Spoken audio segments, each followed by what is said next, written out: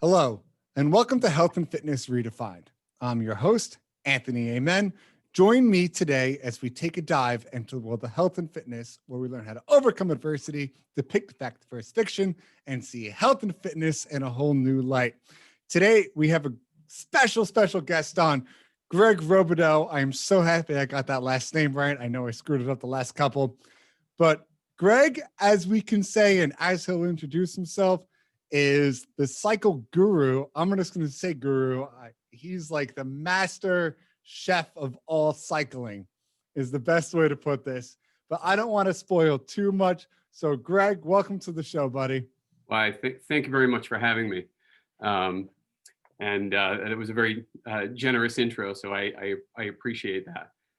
You were just blowing me away pre-show with, I got this and this, and then I did this, and then, so I'm just going to say guru, and I'm going to say I don't even know if there is a master word, master cyclist, we'll say, but super excited. Just tell everybody briefly what you told me.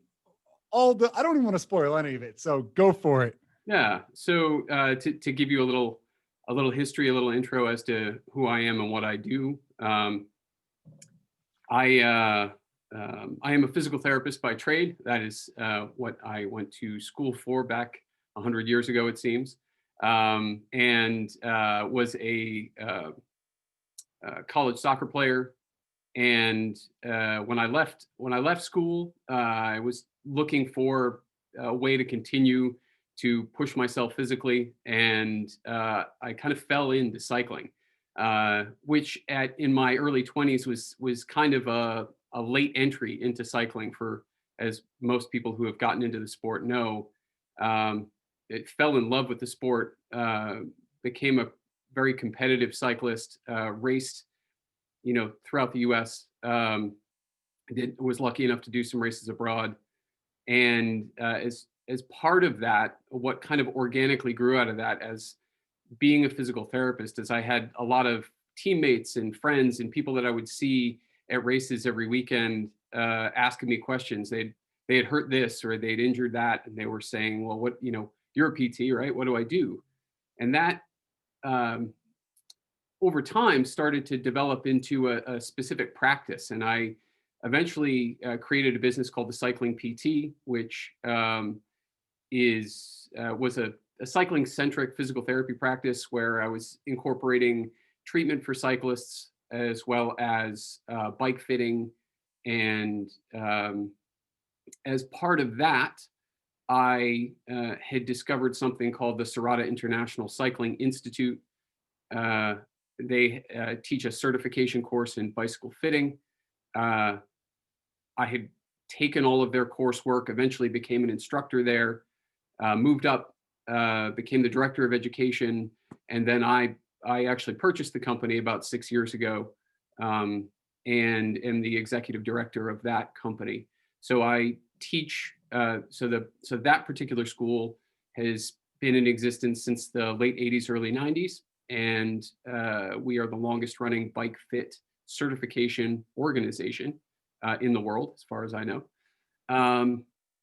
So people come to me for everything bike fit and knowledge about biomechanics and cycling. And what then kind of developed after that was I was approached by a major rehab hospital who was interested in developing a cycling specific program. So that is Spalding Rehab, which is the second largest rehab hospital in the country. We, over the last 4 or 5 years, have developed something called the cycling medicine program there, where we do these kind of an innovative collaborative approach at treating cyclists. And it ends up being one of only a very few places in the United States where we do targeted treatment just for cyclists and triathletes. Like I said, this is just the beginning. I feel like there's more to this. Well, I've had the good graces and the great opportunity to be able to speak to other people about cycling. One of the things that I talk a lot about in all my coursework is just being a good ambassador for the sport. And part of being a good ambassador for the sport is welcoming newer cyclists into the sport, and then helping those who have been in the sport for a long time learn things that they didn't even know about the sport. So that's what really excites me these days, is being able to have those conversations. So hopefully we can have a little bit of a conversation like that with you tonight.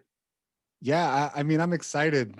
For you don't know this, but 2 episodes ago, which is just came out, guy decided he's never biked before. He's gonna bike from Alaska to Florida. That's a big endeavor.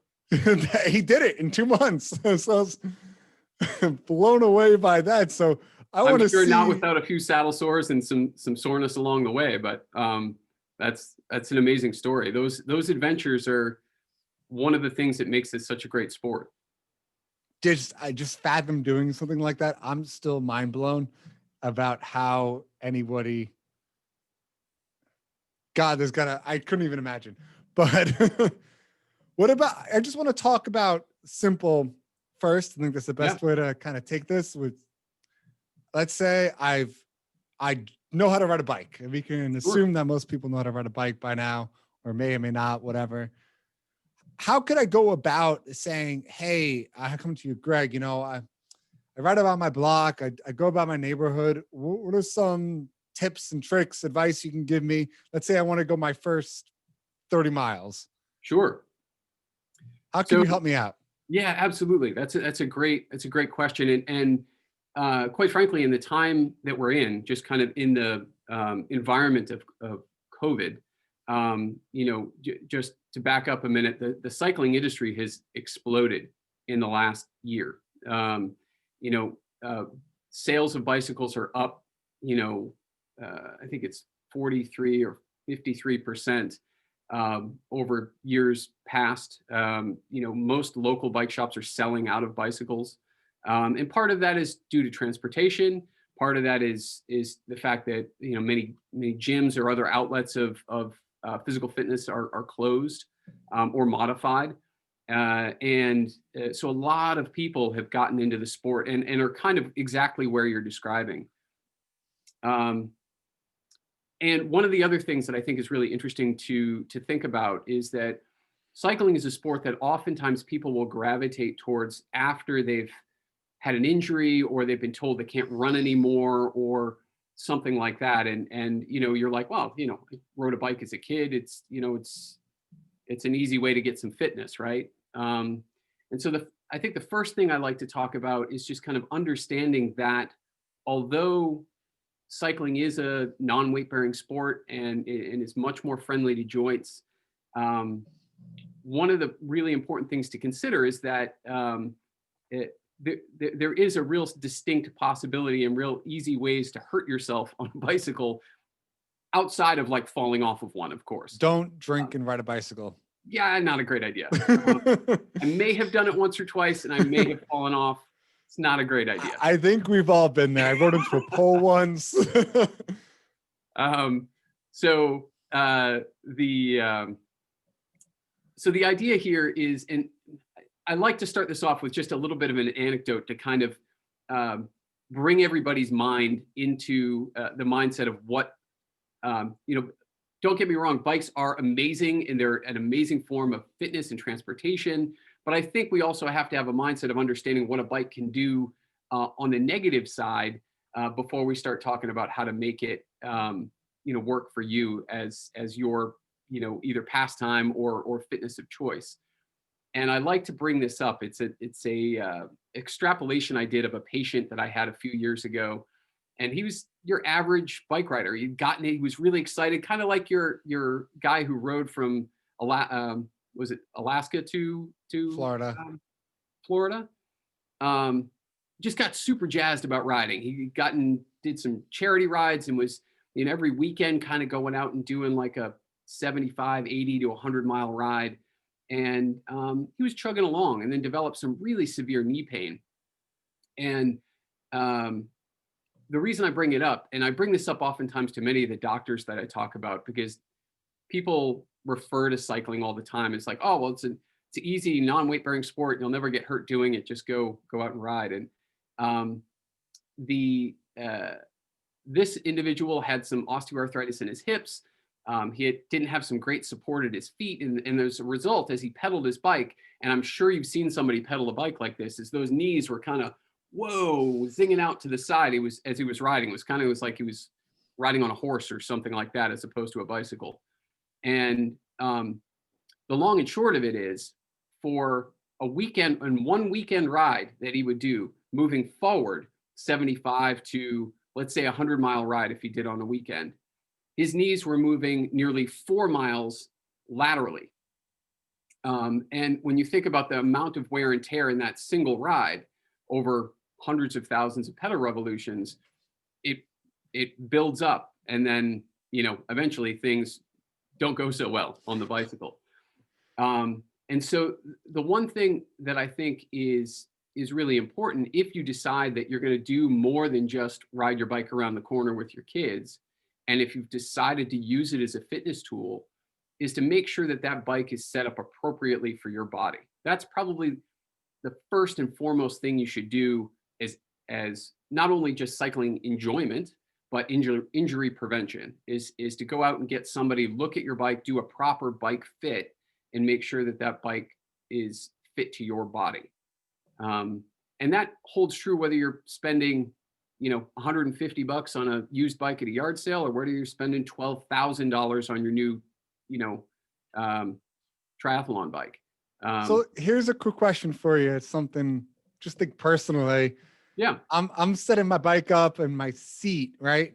Uh-huh. I think that's where a lot of people get it wrong, is the seat measurements. Is it to the hip? Is it to the top of the hip? In what aspect should you really take that in? Yeah, this is a great question, and not only for the road bike or the mountain bike that you've got going on. It's also a great question because another area in cycling that has just exploded is indoor cycling. So if you're familiar with the company Peloton, they have also just completely exploded this year as far as the number of bikes out there. And that's still riding a bike. So making sure that that fits you appropriately is also really, really important. And so there are some ways to get close without doing a bike fit. There's actually some formulaic stuff that the industry has used over the years, which isn't super accurate, but it could at least give you a place to start. That would be your inseam in centimeters times 0.883, and that would end up start giving you at least a general idea of what your saddle height should be. But what we really need to do is honestly, if we're talking about road bikes, because it's a little different depending upon what kind of bike you're using. But if we're talking about going out and riding on the road, generally your knee angle should be around 25 degrees to 35 degrees of bend. So, if 0 was completely straight, you're bent about 25 to 35 degrees at your knee. It's not super reliable to say that that's the height of your, like standing next to the bike, that's your hip height. You're better off seeing if you can figure out what that angle is at your knee. And that's a little more accurate way of figuring out where you should be on the bike. A very crude measure that some folks will use is they'll put their heel on the pedal and have their knee in a soft lock, so not completely locked out, just a tiny bit of bend. And then when they put the ball of their foot on there, it's close-ish. So that would be also another way to start. Interesting. See, I learned something new already. My biggest thing, I'm just going to continue on this kind of basic thing before we get over to a little more advanced stuff. Pedaling. I love how you brought that up, because my mind went instantly to when I'm pedaling. I never know. Do you push through with the toes? So like this part of your foot, or you pushing through the heel? So who knows? It depends. It depends a little bit on what your setup is. So if you're on a flat pedal and you're not using a clipless pedal, then obviously your foot position may change a little from one time you put your foot on it to the next. Ideally, it's almost like being in an athletic stance for any other sport, right? So that kind of ready set position, like on the ball of your foot, ready to move right or left. Ideally, that's the best way to pedal through. That's going to give you the most control over the bicycle. It's going to set up your quads and your glutes, which are the primary drivers of the pedal stroke, to do their job. And so that's typically the best way to do it. It's kind of the ball of the foot and pedal through. What's one of the other questions that gets asked frequently, especially from folks that are newer to cycling, is why, if you've gone to a spin class, let's say, you'll see a certain amount of people that are kind of bouncing up and down in the saddle. What's happening there is people not being used to spinning, number one, at a higher cadence, but also not understanding how to pedal a bike. We all learn oftentimes when we're kids to pedal a bike, and it's, hey, it's just like riding a bike, right? You just get on and go. When you start using it as a fitness tool, it starts being a little bit more complicated than that. And so learning actually how to control your legs is a really important step. And what people don't know oftentimes is that there's this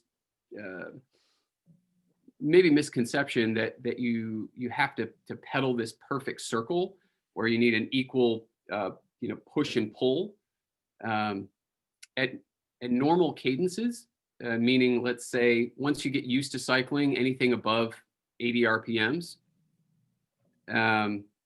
it's neurologically nearly impossible for you to pedal a perfect circle, meaning if you're clipped into the pedal to push and pull equally with one foot and the other. Essentially what's happening is there's a power phase of your pedal stroke. So from about 30 to 150 degrees in the front part of your pedal stroke is where your glutes and your quads have the greatest mechanical advantage over the bike, and it's where the majority of the power is laid down when you pedal. What you're doing with your opposite leg by activating in the back half of the pedal stroke is really just getting that foot out of the way and preventing it from breaking. And what happens to folks that are newer to cycling and they can't quite clear that leg out of the way is that it actually starts to slow their cadence down in the back. And that's what eventually lifts you up out of the saddle. So when you see folks that are newer to a spinning class or newer to cycling and they're trying to spin at a higher cadence, you actually see them bouncing up and down in the saddle a little bit. And that can be resolved a little bit with increasing tension. But what you're doing there is you're actually then returning it to more of that pressing into the power phase of the pedal stroke and allowing your legs to catch up in the back half of the pedal stroke. It was probably a little bit more complicated than you needed there, but no, it's all good. It gives I knew when I was asking you it was going to be way more in detail between yes and no. So trust me, this is good. I guess a common complaint you give people is something, if you want to give a little brief explanation on this, lower back pain, I feel like is the biggest one when you start biking. My assumption has always been posture. Not knowing how to weight distribute is always going to lead to lower back pain, especially when you're bent over and hunched too far forward. But I want you to be, I'm getting lower back pain and biking all the time. I mean, this has got to be number one or number two biggest complaint you get. I'm gonna say that back pain is probably number two, and so only because the back is a little bit more postural in nature. The by far the biggest injury in cycling is knee injury. The knee is typically a victim of what's happening at the foot and what's happening at the hip, and so if you're not sitting on the saddle properly, if that contact point isn't doing the right thing, if your foot is not properly placed on the pedal, or you're not properly supported in your shoe, that's also going to cause problems at the knee. So the knee is by far the probably the biggest place where we see injury for cyclists, but the back is not too far behind. And if we think about the general population of people that, just in general these days, especially now post COVID, we're all doing this. We're sitting in front of cameras and computers, and we're kind of hunching over and typing away, and then maybe we're sitting in our car going to an office. Not to cut in, I want everyone to look at his posture for the last 15 minutes. I've noticed in step 1, A+,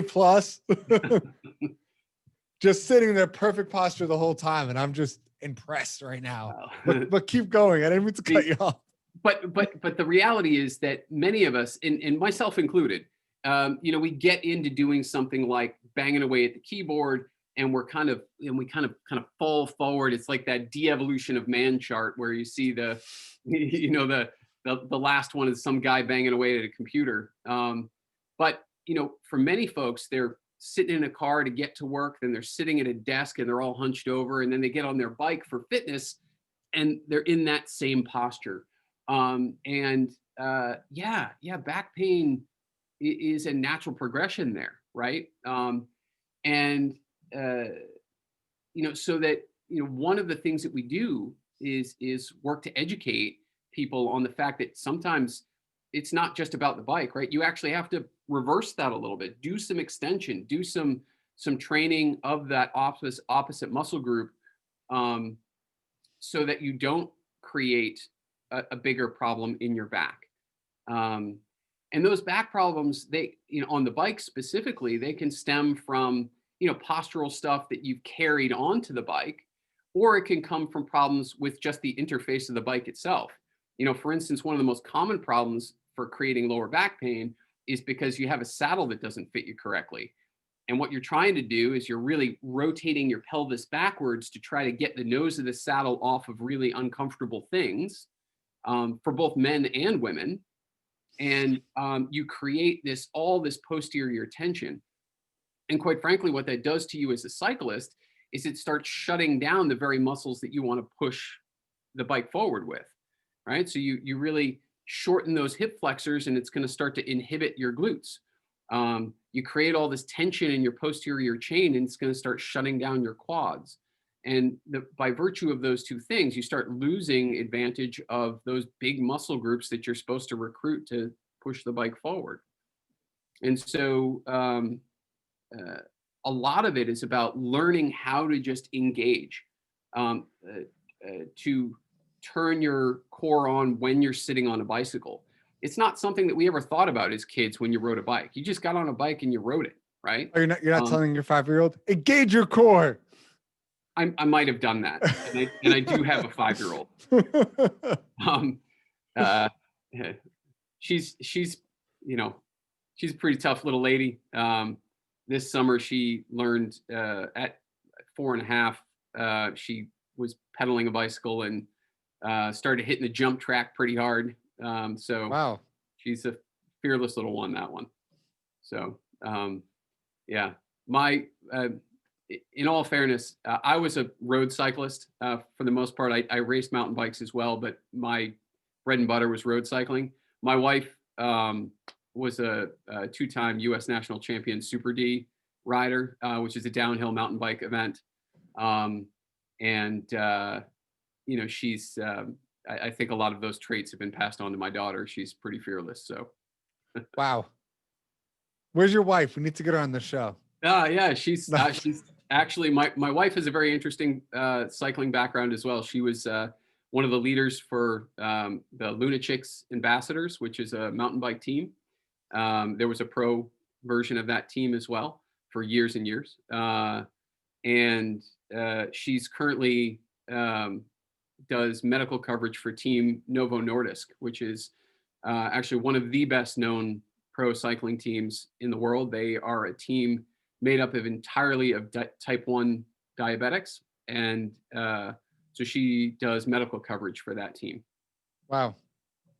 So yeah, cycling is strong in our family. I can tell.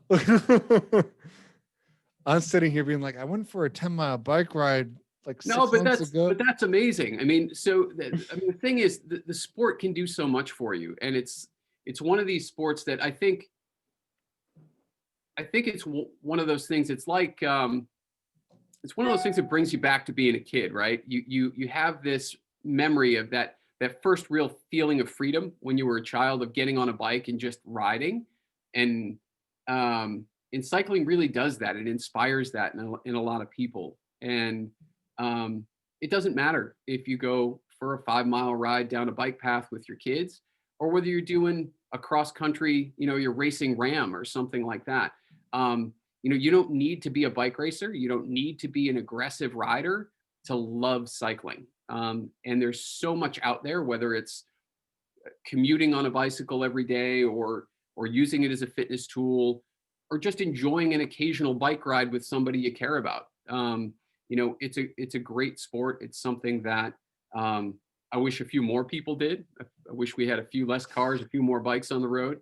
But it's a wonderful sport, and the more people that get into it, the better. And it keeps me busy, because people do injure their backs and injure their knees and all this kind of stuff. So I've got no shortage of cyclists coming in to see me, but it's a wonderful sport when you've been introduced to it, and you find somebody that can get you as excited about it as I get about it. So Yeah, I love one of the things you said, and I don't know if you realize the power behind it, but for me, cycling was about freedom. And that was something where, pre being able to drive, it was my opportunity to get out and go places. I can go visit a friend. I could just hop on a bike and go. I can go do this. I could just hop on a bike and go. I was never confounded to waiting for a ride or sitting around. I had that opportunity to really get out and do what I wanted to do without being restricted to the confines of my home, which that's the memories it brings back for me, is every time I get in a bike. And I absolutely love that. On the flip side of it, it's what you enjoy for exercising. A lot of people always find it weird that I enjoy weightlifting. I don't need any motivation. I don't need goals. I don't even have a goal for myself. I just like working out. but it's that same physical challenge, right? Like, can I perform that lift with the right mechanics, whether it's doing some, take something like Olympic lifting, for instance. I mean, it's so technical, and I've had the good fortune of having some great people teach me how to do some of that stuff, and I can't profess to be very good at it myself, but because it is so nuanced, it's one of those things that when you actually pull it off and you get all the mechanics right, and everything just comes together in that moment, it's beautiful. It's a beautiful thing. And it doesn't have to be because you're lifting for a competition or anything like that. It's just like pushing your body to be able to figure out how to do that, right? And whether it's reaching to that that dark place that many cyclists go to eke out that last little bit of power and just tear themselves from their insides out, or whether it's just enjoying a sunny day on a bicycle. It's a great sport, and it's a great way to express yourself physically. I love that. I just kind of want to talk about knee injuries, because you mentioned it a few Yeah, times, how it's one of the most common things. I know it could be absolutely. a lot from knees too far out, knees too far in. But is there one thing you see a lot more than others? Is there one type of sprain or tendonitis? What do you see the most of with the knees when it comes to cyclists? Sure. Probably the most common injury that the way that we would term it would be patellofemoral pain. Okay. And it's a little bit of a catch-all, but essentially what happens to cyclists, especially somebody that's been doing it for a little while or using it as a fitness tool, is that we get very, very good at moving in one plane of movement. And so, the sagittal plane of movement, or flexion and extension, right? And what happens is there's an inverse relationship to lateral strength and how avid a cyclist is. So that many of my professional cyclists that I work with, they have like next to no gluteus medius. If you've ever seen a cyclist, and looked at a cycling bum, they have these little hollow spots in the side of their bum. That's where their gluteus medius used to be. And I talk about the knee, especially. I talk about it in a similar way to understanding the way that a bicycle wheel works, right? In order for a bicycle wheel to do what a bicycle wheel does, it has to be in perfect tension, right? We would call it tensegrity, right? So all of the spokes have an equal amount of pull on them. That keeps the wheel nice and solid, and the wheel stays true, and it moves in a straight line, stays round, stays true. Well, your body's the same way. When we see significant posterior chain tightness and weakness in the lateral chain, what ends up happening is you get knees that don't function right, and your IT bands will start pulling on your patellas, and it will pull them out towards the side, and you start having knee pain. And it's a little bit of a moving target. You'll have knee pain kind of under your knee or out to the side. And for many of these athletes, it's about returning balance. It's bringing that wheel back into true, right? So getting off the bike and doing some hamstring flexibility, doing some gluteus medius work, lengthening your quads and your iliopsoas in order to create that proper length tension relationship so that you can stay healthy on the bike and continue to cycle. And that's probably the most common thing that we see. Tendinitises and things like that, they happen. For someone like the Alaska to Florida guy, one of the biggest problems that we see, especially when we've had a hard winter, or I don't know, a global pandemic, and then people want to get outside and just go from 0 to 80 and never, the longest they'd ridden was like 5 miles, and now they're trying to do 40 or 50 or 60.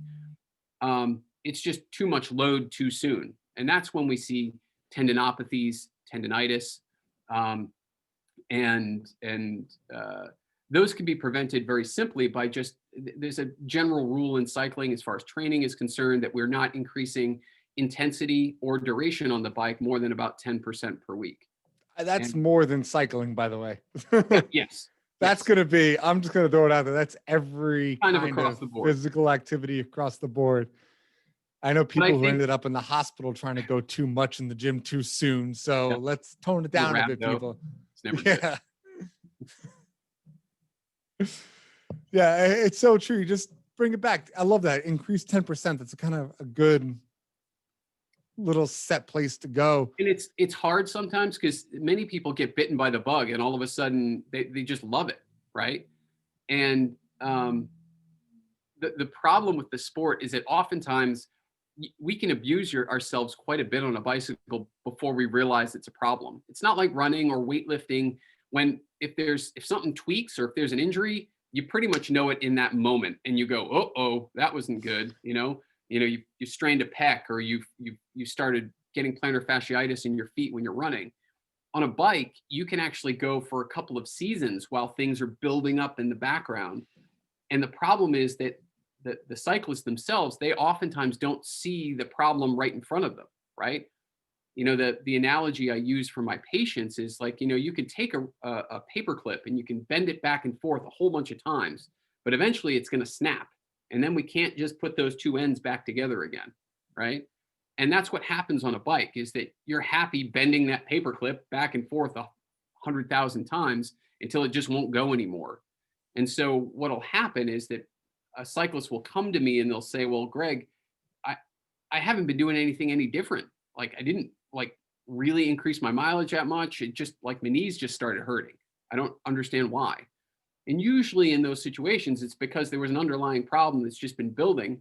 And because it's a non-weight bearing sport, and because those folks haven't been looked at by a professional to get their bike fit, what ends up happening is they have been just having this growing problem in the background that all of a sudden reaches a critical mass or reaches that tipping point, and then all of a sudden everything after that hurts, and that's when they come and see me. And that's when Greg gets to see patients. Yeah. There seems to be a never-ending supply, so so maybe a little bit of this will help. Yeah, hopefully we can reach a few thousand people on here and all across the world and just have that understanding, like, cycling is great, do this. I just want to, one more brief point. I just want to get your point of view on this. Please. Little off topic, because why not? The freedom and capacity to cycle. I don't know how it is in other countries, but I could tell you for us out here, especially those that live suburban life, there's no place to go biking. Yeah. It's okay. Go bike on this major road and hope you don't die because cars aren't paying attention and everyone's texting while driving. Yeah. What's your insight to this? And do you see anything coming down where maybe it will change? I went to Colorado and I got to tell you, they went out of their way to keep bicyclists off the streets. They have separate bike paths that connect everything in the town where I was in Boulder. That was amazing. You hadn't have to worry about biking on a road with a 60-mile-per-hour speed limit. Where here I'm doing winding turns and I almost clip people like every week. It's like a thing. Absolutely. I mean, it's one of the barriers that keeps people off bikes. Is that even in the arc of my experience, from when I started cycling till now, the inattentiveness of drivers has increased exponentially. And so, I'm a very confident bike handler. I am super happy to be on my bike and I don't mind dodging traffic. But, as the newer cyclist or somebody that's just getting out on the road, it's daunting. It's scary. I'm in Greater Boston. Boston was considered to be one of the worst cycling cities in the United States about 15 years ago. And our beloved Mayor Menino, like him or not, he did a lot of good things for cycling. And they really instituted an improved infrastructure here. So cities like Somerville, Cambridge, Boston all have bike lanes and some cycle tracks even, which is a dedicated bike lane separated from traffic. Boston, in my opinion, lends itself to be a city like Amsterdam, where you could really develop a really robust cycling infrastructure. It hasn't happened yet. Probably won't in my lifetime, but it would be a wonderful thing. One of the things I can say that is almost complete at this point in time is there is going to be an unbroken continuous bike path from the Pacific Northwest all the way, I think it's to Maryland, all the way across the country. So you would be able to do a cross-country ride on a bike path. Really? But that doesn't necessarily help you in your hometown. No. But there are aspects of the sport, whether it's getting on a mountain bike and getting on some trails, so you're in the woods, or finding a sport like cyclocross, which is kind of a hybrid between road cycling and mountain biking. That's usually done a little on road, a little off road, but in a closed kind of circuit. There are, and also the advent of gravel riding, which has become really popular in the last 2 or 3 years.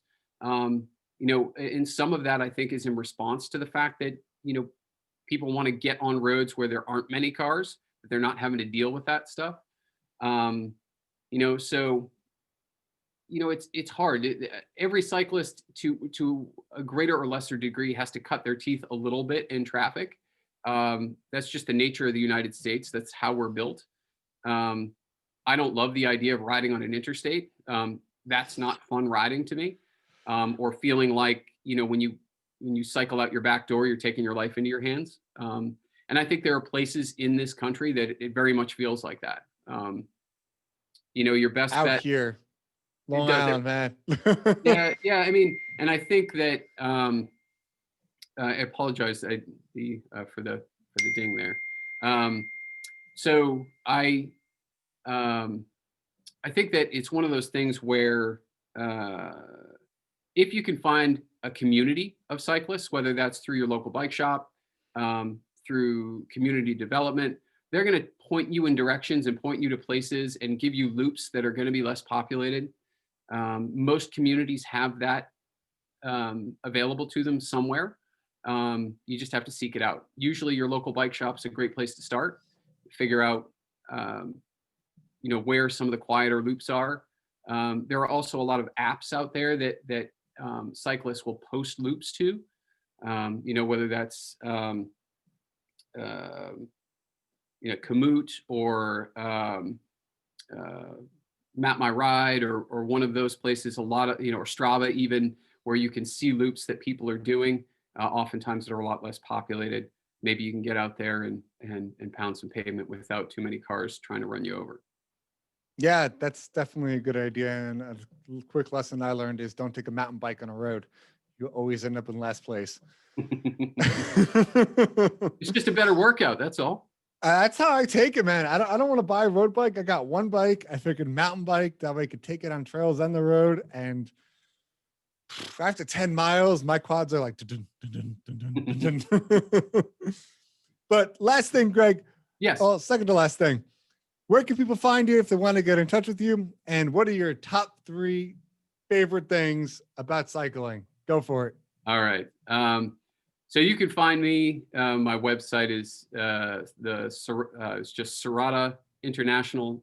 I'm sorry, SerrataCyclingInstitute.com. You can reach me at SICIGetFit.com. Wow, I'm screwing that up tonight. You can reach me at SICIGetFit@gmail.com. And my top 3 things, I think the freedom of riding a bike, the challenge to push yourself harder from one ride to the next. And then if I'm being totally honest, I just love techie stuff. So I just love my bicycles. I probably have way too many. Most cyclists say, bikes are N+1. It's how many bikes you have plus the next one that you don't have yet. So my household's true to that. I think we've got 20 some odd bicycles in my house. So 20 bicycles?